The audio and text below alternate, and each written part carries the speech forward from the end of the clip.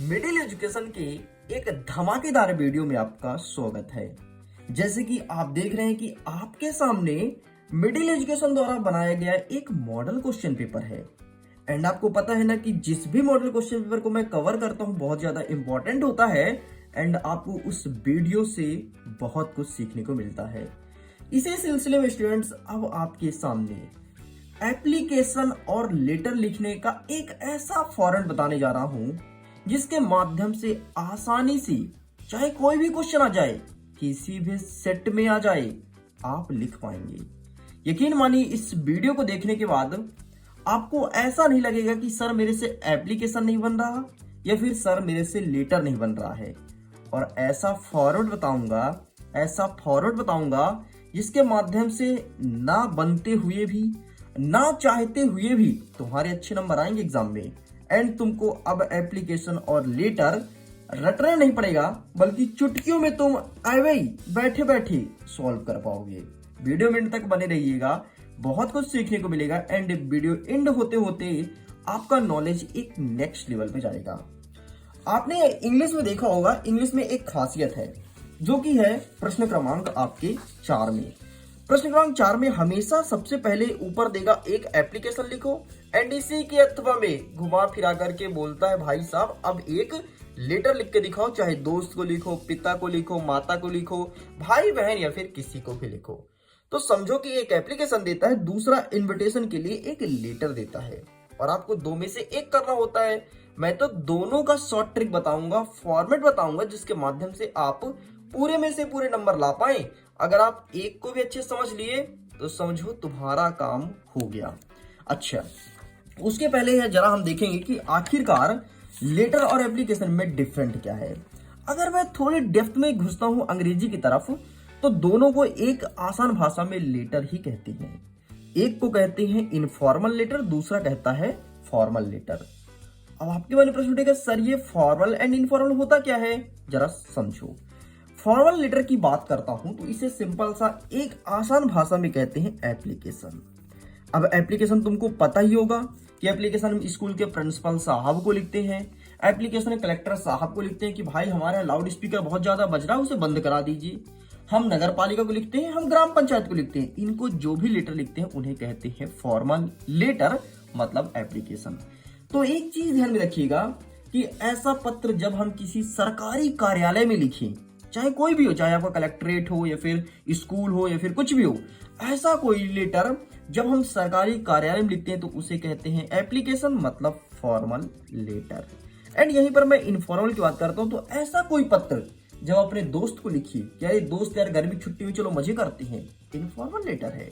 जब आप किसी बड़े भैया को लिखो, अरे बड़े भैया यार शादी है तो आप भी आना, इनफॉर्मल लेटर है। बड़े भैया के दोस्त को लिखो कि बड़े भैया की शादी है तो प्लीज आप भी आइएगा। बहन की शादी के लिए लिखो या फिर बर्थडे पार्टी के लिए। आपको पता है कभी कभी हम शोक संदेश लिखते हैं कि हमारे दादाजी का देहांत हो गया है तो आइएगा, ये सभी इनफॉर्मल लेटर में आता है। मतलब एक आसान भाषा में अगर तुम कोई चीज सगे संबंधी को लिख रहे हो, अपने दोस्त को लिख रहे हो, मित्र को लिख रहे हो, नात रिश्तेदारी को लिख रहे हो, ये आपका इनफॉर्मल लेटर कहलाएगा। जैसे बर्थडे के लिए पत्र लिखते हो, है ना, कहीं गर्मी छुट्टी में समर वेकेशन में घूमने जाने के लिए लिखते हो, तुम्हें थोड़ी थोड़ी याद ही होगा। अब देखो ये तो हुआ फॉर्मल और इनफॉर्मल।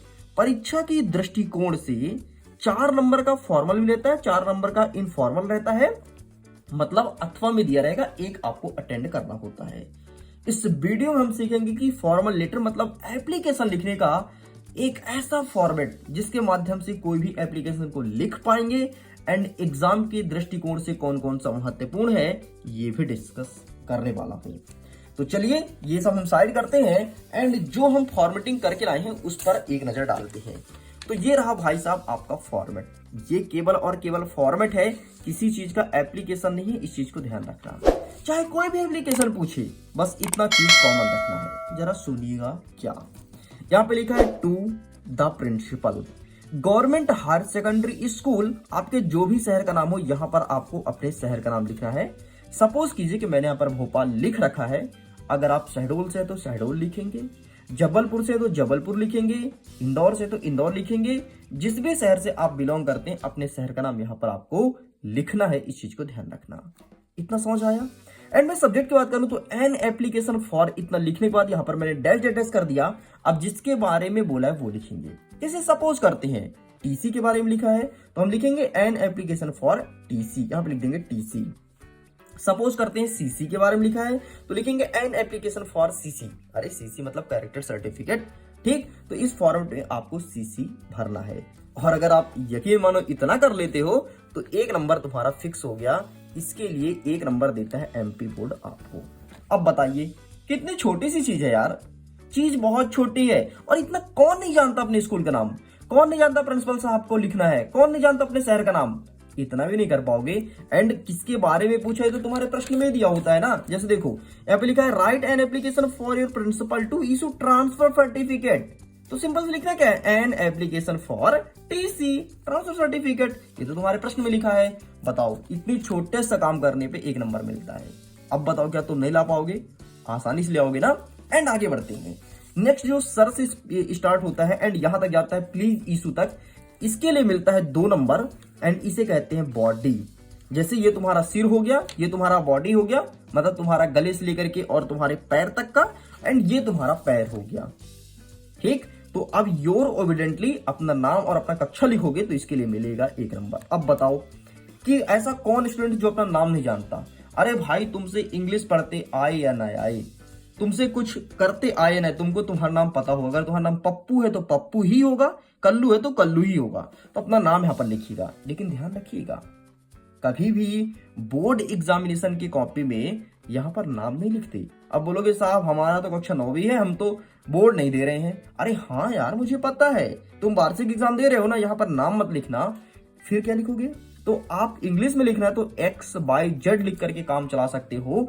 एंड ज्यादा बेहतर है अगर आपके क्वेश्चन में कोई नाम दिया है, जैसे यहां पर दिया यू आर अमित गुप्ता, तो यहां पर नाम में तुमको अमित गुप्ता ही लिखना पड़ेगा, XYZ मत लिखना वरना नंबर नहीं मिलेगा। एंड क्लास में क्लास 9 क्यों, तो 9th लिखोगे। एंड यहां पर क्लास का नाम दिया है क्या, नहीं दिया, तो 9th लिख करके काम चलाओगे। मैं उम्मीद करता हूं इतना फॉर्मेटिंग समझ तो आया होगा। ऊपर इतना लिखने पर मिलेगा 1 नंबर, ये बॉडी लिखने पर मिलेगा 2 नंबर, एंड नीचे your obediently name and class लिखने पर मिलेगा 1 नंबर। इस प्रकार से तुम्हारा 4 नंबर टोटल कंप्लीट होता है। अब जरा देखिएगा बॉडी में क्या लिखना है, मेन बॉडी है जिसके लिए मिलेगा 2 नंबर। अब भाई ऊपर का 1 नंबर नीचे का 1 नंबर तुमको मिलना ही चाहिए किसी भी कीमत पे।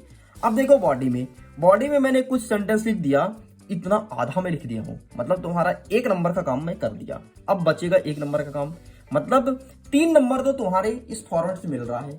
1 नंबर का मेहनत आपको करना पड़ेगा, वो मेहनत भी कुछ नहीं है, जरा समझना। Sir most respectfully I beg to say that I am a student of class 9th in your school. आप बताएंगे कि साहब मैं कक्षा 9वीं आपके स्कूल का छात्र हूं। कोई भी एप्लीकेशन पूछे इतना लिखना ही लिखना है। अब देखिए आगे लिखना क्या है। अगर एग्जाम में आए ट्रांसफर सर्टिफिकेट, वेरी सिंपल। फिर आगे लिखेंगे my father has been transferred. आप जहां भी रहते हो, सपोज करो भोपाल में रहते हो तो आप लिखेंगे my father has been transferred Bhopal to Shahdol. मेरे पिताजी का ट्रांसफर भोपाल से शहडोल के लिए हो गया है।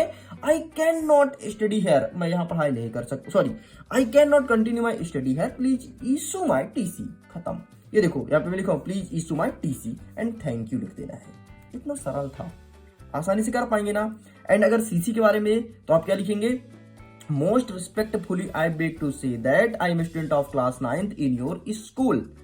आई हैव गॉट, मतलब मेरे 98% जो नहीं थे तो आप लिखेंगे I have got 98% in class 8th, please issue my TC. खत्म, सॉरी सीसी। खत्म, इतना सरल था।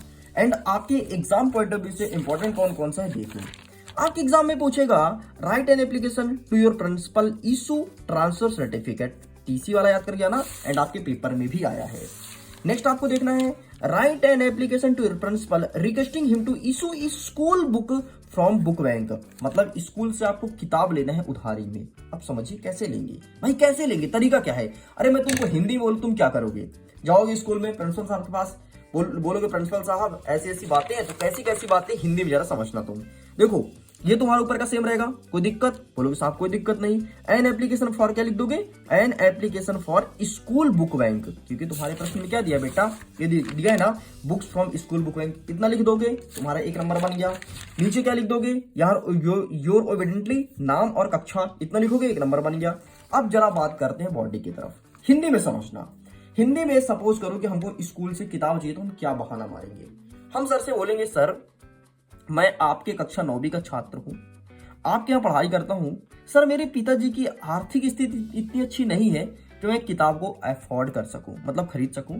मेरे घर में 4 छोटे भाई बहन हैं और मेरी जो फैमिली कंडीशन है बहुत पुअर है, मतलब बहुत गरीब है। बस ये जो हिंदी में तुमने बोला उसी को अंग्रेजी में ट्रांसलेट करना है, जरा देखना कैसे। हम लिखेंगे sir most respectfully I beg to say that I am student of class 9th in your school. My father is very poor, मेरे पिताजी बहुत गरीब हैं। आई हैव 4 ब्रदर्स, हम 4 भाई हैं। So I can not purchase my book, मैं एक किताब को परचेस नहीं कर सकता हूँ। Please issue my school from school, sorry please issue my book from school book bank. खत्म, लो काम हो गया। बताओ 2 लाइन लिखना है। अब बताओ कितना आसान हुआ ना। एंड आगे बढ़ते हैं, एक और एग्जाम में पूछा जाएगा फी कंसेशन, मतलब परीक्षा में सॉरी फीस माफी के लिए। And fee concession and school book bank मतलब दोनों सेम है, ठीक है। क्योंकि भाई फी कंसेशन कब तुम फीस नहीं दे पाओगे, जब तुम गरीब हो गए, तो फिर वही लिखोगे my father is very poor, I have 4 brothers, please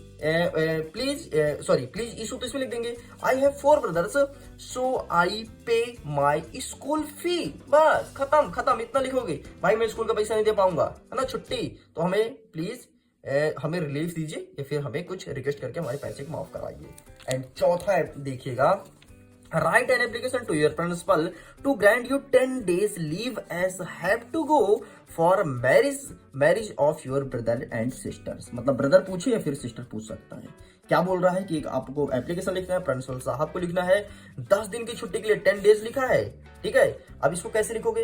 अरे वैसे ही जैसे तुम लिखते थे 3 दिन की छुट्टी के लिए, है ना, लिखते थे ना 3 दिन की छुट्टी दे दो, हमें बुखार है, ठीक, तो बस वैसे ही लिखना है 3 दिन की छुट्टी के लिए आवेदन पत्र, तो यहाँ पर 10 दिन कर देना। एंड जब तुम वहां पे लिखोगे बुखार है, तो वहां पे लिख देना ब्रदर मैरिज, मेरे भैया की शादी है, खत्म। बस इतनी सी बातें लिखनी है। एंड देखना, ये देखो फॉर्मेटिंग यही रहा, आप इसका स्क्रीनशॉट ले लो। एंड पीडीएफ को डाउनलोड करना चाहते हो तो लिंक डिस्क्रिप्शन बॉक्स में दिया गया है, डाउनलोड कर सकती है। एंड देखना इसके आगे क्या क्या लिखना है, जरा मैं दिखा देता हूँ। अगर तुम्हारे इसमें ट्रांसफर सर्टिफिकेट आ जाए, तो जो मैं डैश डैश डैश किया हूं, तो इसके आगे केवल आपको लिखना है ही हैज बीन से लेकर के माई स्टडी हेयर तक, इतना लिखिएगा। मैंने अच्छा निकाल के लाया है।